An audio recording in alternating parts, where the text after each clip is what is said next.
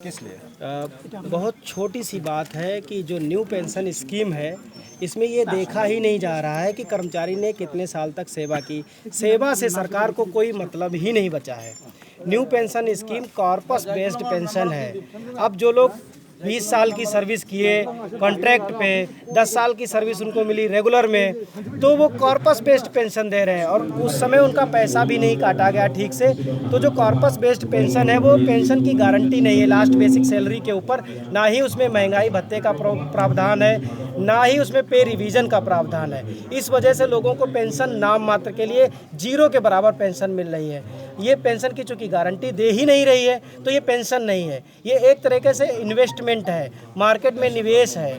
तो निवेश ये बाजारीकरण है, प्राइवेटाइजेशन है। सरकार के लिए जब कोई कर्मचारी 30 साल 35 साल सेवा करता है तो ओल्ड पेंशन स्कीम उसको गारंटीड पेंशन देती थी टिल डेथ, और वो गारंटीड पेंशन होती थी लास्ट बेसिक सैलरी का आधा और महंगाई भत्ते के बराबर। जब जब पे कमीशन मिलता था उसको पे कमीशन का भी फायदा मिलता था।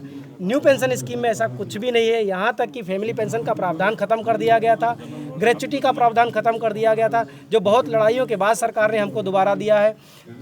अभी प्रॉब्लम ये हो रहा है कि जो लोग जल्दी नौकरी में रिटायर हुआ है उनको तो पेंशन ही नहीं है। 200 300 400 किसी किसी को तो पेंशन जीरो हो गया है।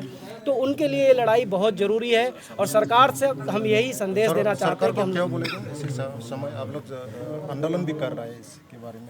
देखिए, हम लोगों ने लगातार हमारे लगभग हर राज्य में आंदोलन हो रहे हैं। नॉर्थ ईस्ट के कुछ स्टेट्स जहां हमारा अभी आंदोलन नहीं पहुंचा था, असम, अरुणाचल, सिक्किम और मेघालय में हमारा आंदोलन पहुंच चुका है।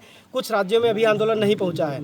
हम सरकार को यह जताना चाहते हैं कि 76 लाख परिवार हैं, यानी 7.5 करोड़ हम वोट हैं। अगर हम सरकारें बनाते हैं तो हम सरकारें गिरा भी सकते हैं। आप अपने लिए 3-3 4-4 पेंशन ले रहे हैं, चाहे वो एमएलए हो, एमपी हो, राज्यसभा का सांसद हो, विधान परिषद का विधायक हो, विधानसभा का विधायक हो, 3-3 4-4 पेंशन ले रहे हैं, तो कर्मचारियों के लिए आखिर पेंशन की गारंटी क्यों नहीं?